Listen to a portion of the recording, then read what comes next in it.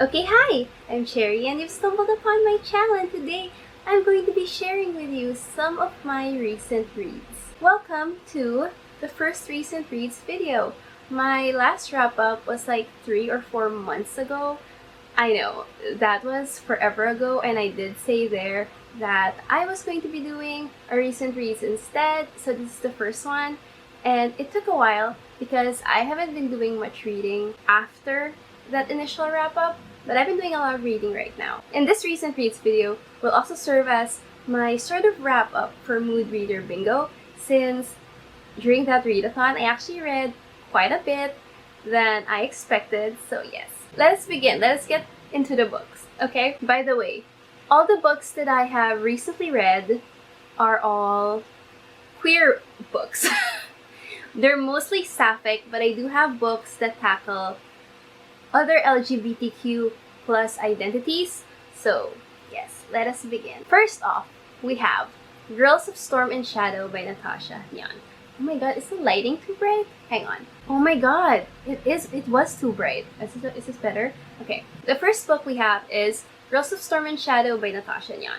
This is the sequel to Girls of Paper and Fire, which I absolutely loved. I was obsessed with that book when I read it. I made it my personality for like a whole week. And I don't know how to talk about this book without spoiling the first one, so let's just talk about the first book first, and I'll give you some hints of the second book. So basically, Girls of Paper and Fire is about Lei, who was forced to become a paper girl, aka one of the king's concubines. And she forms this forbidden romance with one of the other concubines as well.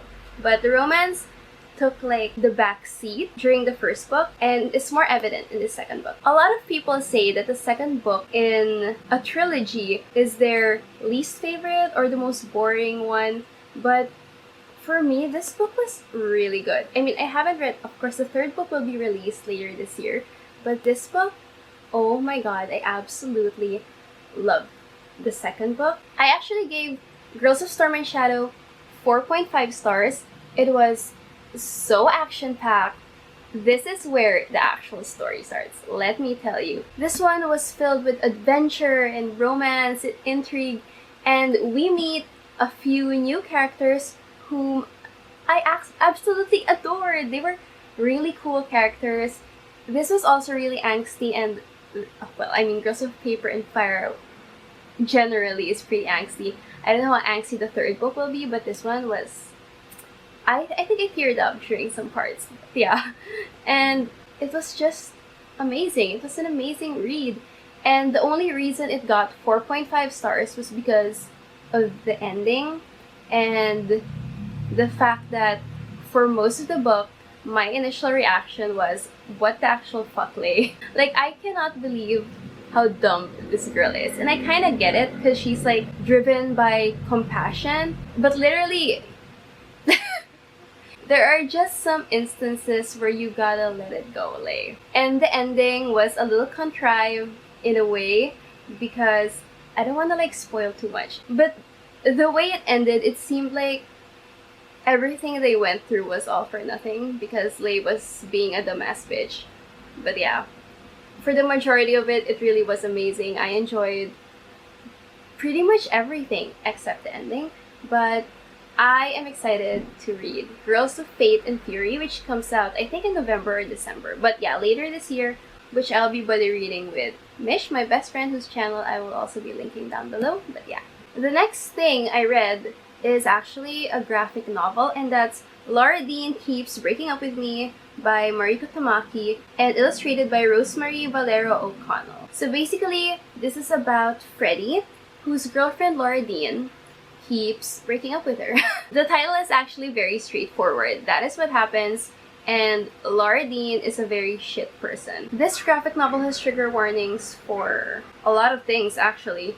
It has trigger warnings, obviously, for toxic relationship, both romantic and platonic, emotional abuse, manipulation, gaslighting, cheating, abortion, underage drinking, and sex with a minor, and a bunch more. But the last few don't really take up majority of the story. It's mostly just toxic relationships and gaslighting, which Laura Dean does, like, pretty much throughout the whole book. We hate Laura Dean here. But I gave this graphic novel, what did I give this graphic novel? I gave this graphic novel 4 stars. Honestly, throughout the book, I was pissed. Not just at Laura Dean, but I was pissed at Freddie, our main character, because, I mean, I get it, you know. When you're in love, you kind of want to spend majority of your time with your significant other, and I get that. And the story actually reminded me of a lot of my college friends when they started dating the love of their life, who ended up being trash people as well. But Freddie did actually end up redeeming herself in the end, and it was such a hopeful ending. The cast was really diverse. Most of the characters are queer, but we have a lot of POCs in the main cast, especially in Freddie's group of friends. The art style though, can we talk about the art style? The art style was a mix of cute and delicate. It was monochromatic in a way because it only used black and white, unless I was reading the wrong thing. But yeah, it was mostly black and white with pink accents, and so visually it was really appealing and very easy to read. But the story, even though the art style is super cute, the story is very hard-hitting and maybe triggering to some, especially depending on people's experiences. Sometimes stuff just hits you with like this brick level hardness. But yeah, that was Laura Dean Keeps Breaking Up With Me, and I really enjoyed it. I do recommend it. Maybe it'll serve as a wake-up call for some people. I don't know why I read Laura Dean Keeps Breaking Up With Me. I don't know. I think I was just in the mood for like a graphic novel during that time. The next book that I read was The Other Women by Zack. It was one of the books that I did not finish last year and was supposed to finish by June, which I did. So yeah, I finished my goal of finishing all the books that I started last year, and this was the last one. I gave it 3.5 stars and I rounded it up to 4.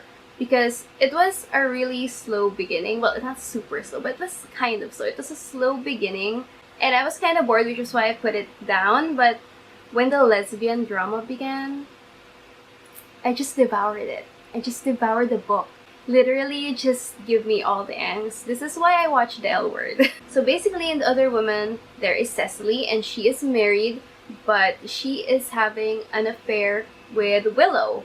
And then we also follow Francesca, who has this weird relationship with Willow as well. But then Willow Carmichael ends up ruining both their lives because we fucking hate Willow Carmichael. So Cecily and Francesca meet at the bar of this casino where Francesca works as a bartender, and they just hit it off, you know? But they don't know that the woman that they're talking about in their heartbreak stories is the same woman. It's fun. I very much like the progression of the story. Like, you're kept wondering, when are they going to reveal that it was Willow? And how are they going to react? And it was so good. I was surprised at how much I related to Cecily. I think I teared up because I related too much, like too close to home. It was steamy. The steamy scenes were hella steamy. And I just loved Cecily and Francesca's relationship.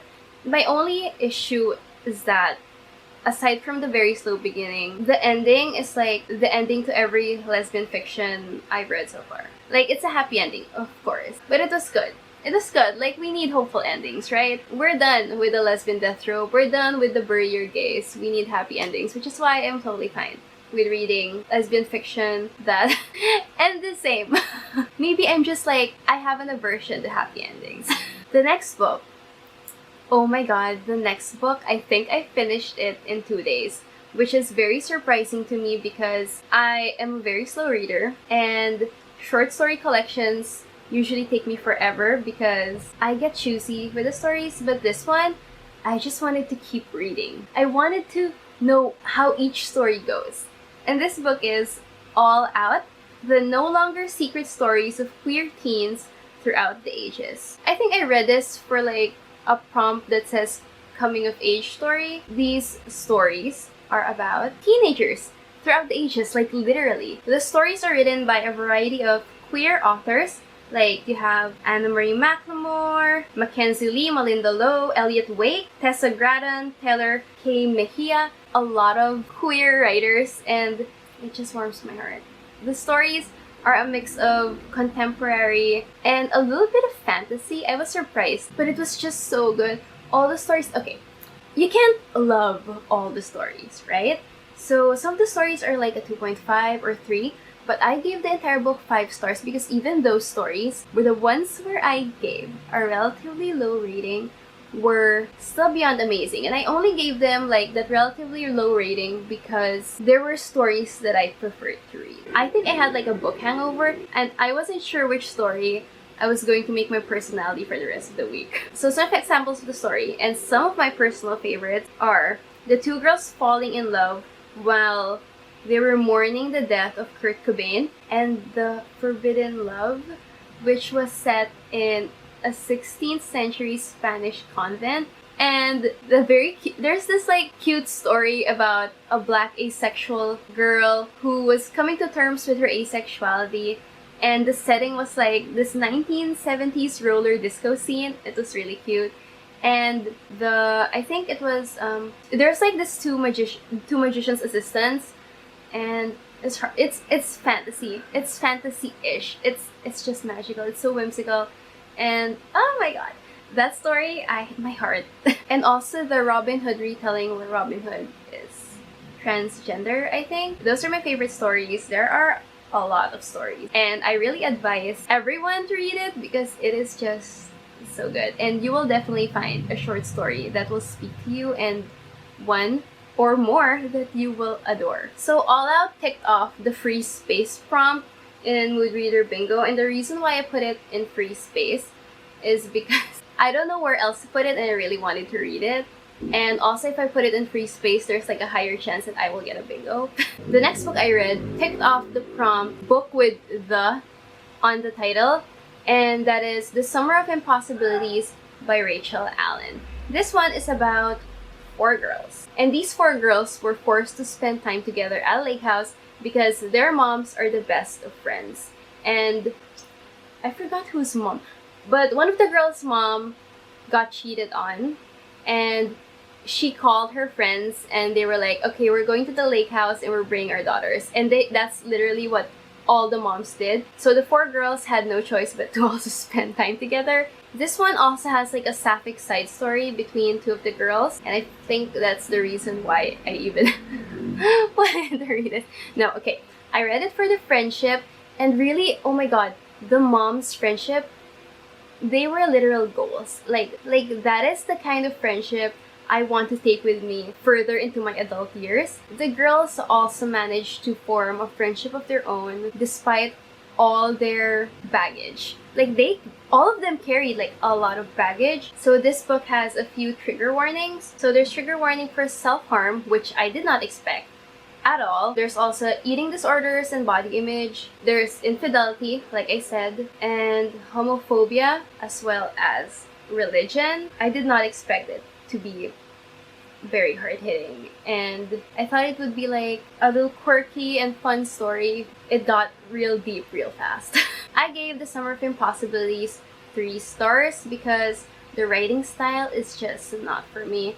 I powered through because, like I said again, I thought the plot would be cute, and it was. At some points it was really cute. The stars were mostly because it was hard-hitting. Like if it didn't have that emotional aspect to it, I probably would have rated it lower, but it ended up just being okay. Like the whole book, the resolution and all, it was just okay. The writing style tend to border on funny. It also had a tendency to be a little quirky, and not like the cool kind of quirky, you know, like it felt like a 2010 Tumblr cool girl was writing the story sometimes, and some of the girls can be super annoying. I don't think I had like an absolute favorite character because they were all annoying in their own way.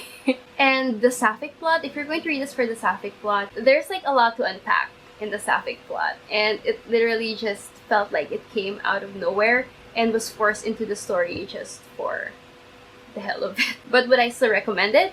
Yes, Sure. Especially if you're looking for a coming-of-age story about friendship, there is a lot to be learned in this book, especially in terms of friendship, mostly from their moms, actually. The friendship aspect of this book was totally solid. The next book is a wild fucking ride, and that is, I feel like this is the book that everyone has been waiting for me to talk about, but it is A Little Life by Hanya Yanagihara.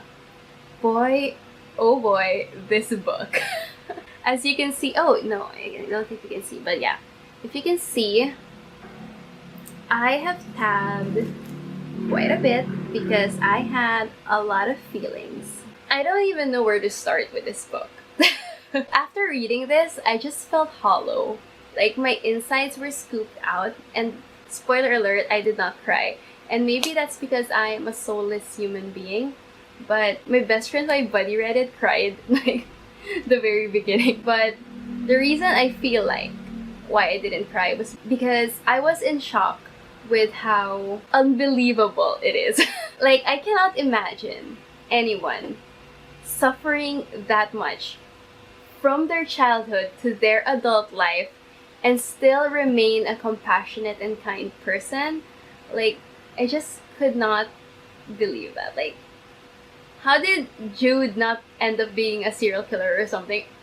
Yeah, it was just really sad, and I was like, what even is happening? The summary at the back gave nothing away about the book, and that made me a little anxious and really nervous because I was like, there was really nothing. It just literally said unspeakable childhood trauma, and I did not expect it to be that bad. And when people say it's torture porn, I understand why they would think it is, because the bad things just kept coming, and sometimes you're like, oh, are we at the good part now? And then you notice that there's like 200 or so pages left, and you're like, yeah, this is not gonna end well. And there was a chapter here titled The Happy Years, and it was like, I wish the book ended there, but it just kept on going. But I only gave it 4 stars. I know a lot of people know that I breathe angst, and a lot of people did say that I will love this book, and I did. Don't get me wrong, I actually really did enjoy it. Saying that kind of makes me feel like I'm a terrible person, but I really did enjoy the book. But it's just that there were parts that felt a little contrived. I don't know, it just didn't feel like a 5-star read for me. And if I gave it a 5-star, I felt like I would be lying. So I gave it a 4-star. It felt right giving it a 4-star. The rating system is weird. By the way, can I just say that the rating style is very...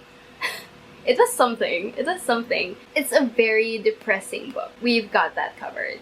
Yes. But the writing style, sometimes it's so effortlessly funny. Like, I end up chuckling or snickering, sometimes even laughing out loud. And not at like the horrible parts, but because it was purposely and effortlessly funny. When they're not suffering, they're having fun. And the writing style actually reflects that, which was really cool. But the opening also got me a little confused because I thought the story was going to follow JB's point of view because the first chapter focuses on him. But yeah, for majority of the book, we have Jude and we have, what was the name of the other dude? Willem. We have Willem and Jude. That's who the book focuses more on. And Malcolm is like, appears randomly. That's what he felt like.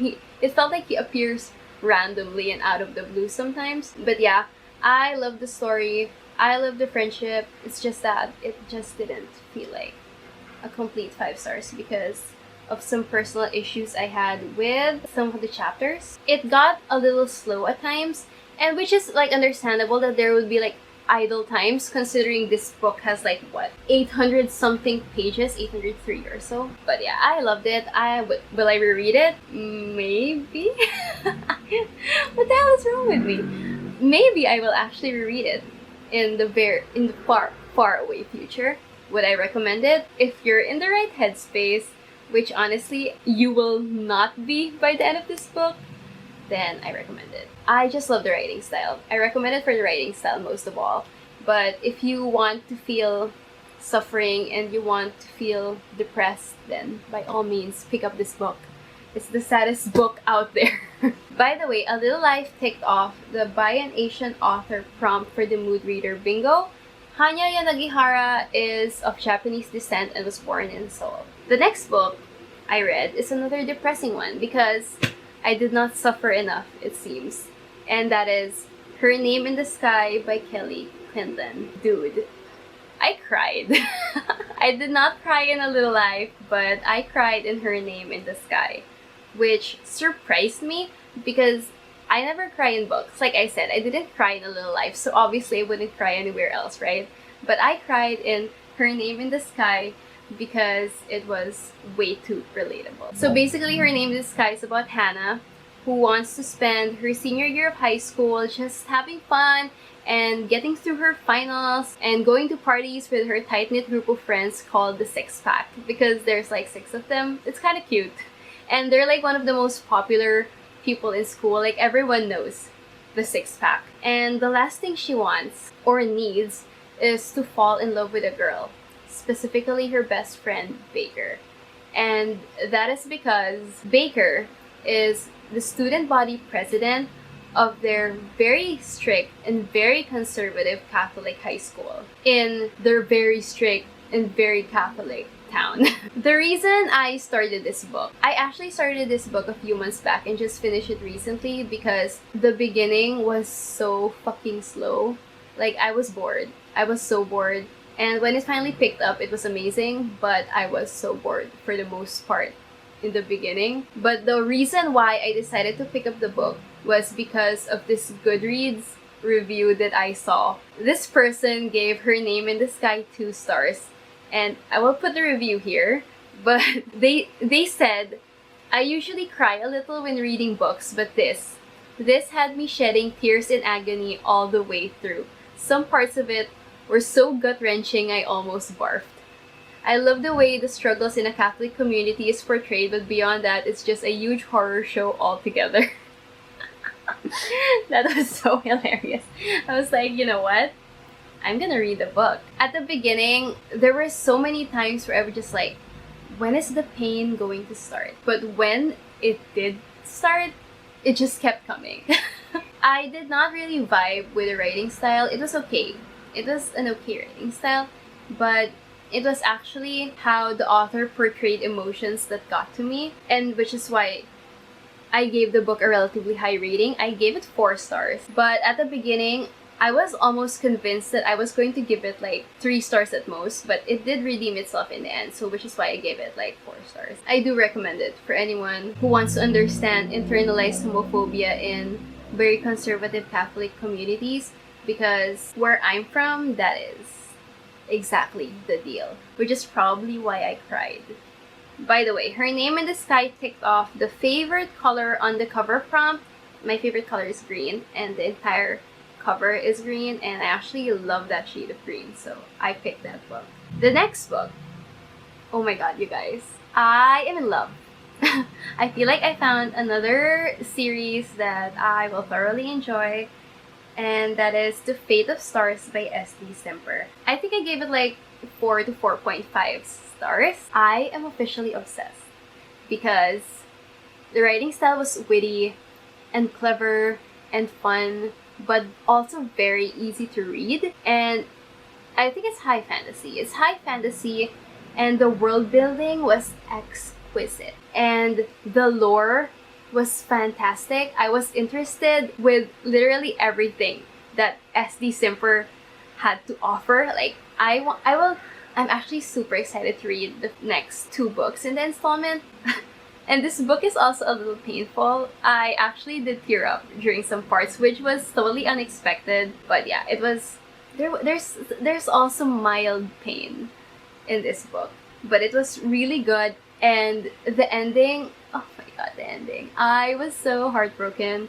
But oh my god, I forgot to even tell you guys what it's about. Okay, so it's about a mermaid and a disgraced princess. Talora was kidnapped from the sea by this princess as like a present to her mother or something. She was forced to become a pet, but then she turns human. And Princess Dariel, I'm not sure to pronounce it. It's D-A-U, so Dariel. But Princess Dariel and Talora form an alliance because Dariel pretty much hates her mom.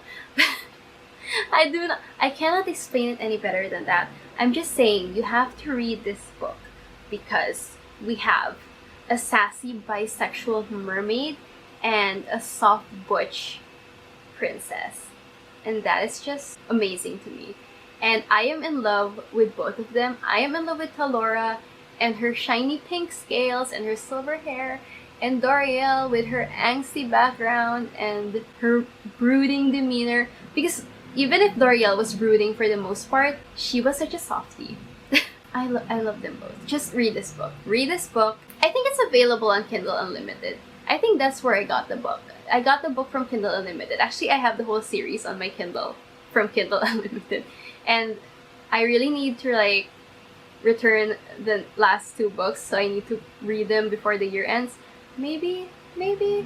Oh god, I have so many books to read, but I really want to read the second book already because the ending of this first book was so heart-wrenching. So heart-wrenching, you know, heart-wrenching. But I loved it. I love this book, and it just made me so excited for the second one. Extremely excited. I forgot to mention that this book ticked off the part of a series prompt for Mood Reader Bingo. It is the first book in the Fate of Stars series. And finally, the last book on this recent reads wrap-up thing is Mutual Benefits by H.P. Munro. Mutual Benefits I gave 3 stars. It took me forever to get into it. It's actually the book for the below 250 pages prompt. According to Goodreads, it has like 176 pages, and according to Storygraph, it has like 207 or something. But yeah, both of those, because I read it on my Kindle, it's also from Kindle Unlimited, I think. It took me so long to get into it. It felt longer than it really is. And the premise was super interesting too, which was why I chose to read this book finally. I thought this was like a high school thing, but apparently it's adult, which I actually really did like, because I am tired of reading young adult books. But yeah, it's about Hannah, who came out to her family by accident, and her family was just ecstatic about it. But the problem is, she's not really gay. But because her family was like so happy for her, she just couldn't say anything, and she had no choice but to agree to go on a blind date with the daughter of her mom's friend, who the mom met at like, what do you call that group? Do you know PFLAG? Like, in the US, I think it's called PFLAG, Parents and Friends of Lesbians and Gays. Yeah, that kind of organization. So the mom made a friend from that PFLAG kind of organization, and she set up a blind date for their daughters. And Hannah forms a friendship with Ashley, the daughter, but then Hannah starts having weird feelings, and maybe she's not straight at all. I mean, hello, you had no problem letting your parents think you're gay just so they would get off your fucking back. How are you not queer? Hannah met Ashley, and maybe she's not as straight as she thinks she is. This book was super cute. It was super cute, and there was a pride parade setting at the end. And the reason why it's so cute is because it has this friends to lovers aspect, because Hannah and Ashley just really vibed with each other at the beginning, and they were like, you know what, you want a fake date? So there's also a fake dating trope. They were like, hey, do you want like pretend to date to get our parents off our backs? And Ashley was like, okay, you know what, sure. That's what they did, and that is also a very dangerous game to play because fake dating always leads to feelings, and that is exactly where things led. But for the most part, it was following Hannah and Ashley's friendship, which was so cute because they really just did enjoy each other's company. It was adorable. It was really cute. The ending, once again, felt like your typical lesfic ending, which isn't so bad really, but the entire thing was cute. I really don't have much to say about it except that it really did feel longer than it really is. It took me like forever to get into it. I gave it like 3 to 3.5 stars. I'm still torn, but it's probably more like a 3 stars than 3.5. But yeah. By the way, Her Name in the Sky, The Fate of Stars, and Mutual Benefits actually are also books I read for the Sapphic summer readathon, and I will mention them again in my next recent reads when I wrap up Sapphic Summer, but I won't go in depth with them anymore. Don't worry. But yeah, I'm going to mention them again just so you guys know which prompt they fit in. I'm honestly not sure how this video is going to turn out, considering I just rambled a lot and it was so long. I don't know how long I've been sitting here, but I recorded for so long, and I hope I can cut out a lot of things to make this video short, but I'm sorry if it ends up being a mess anyway. But is anyone surprised? That's like on brand by this point. And even though I said that I was gonna make this quick because I have work to do, I ended up sitting here and talking for an entire decade. That is all I have for you today. Thank you so much for watching. I hope you enjoyed this video, and I will see you in my next one. Goodbye!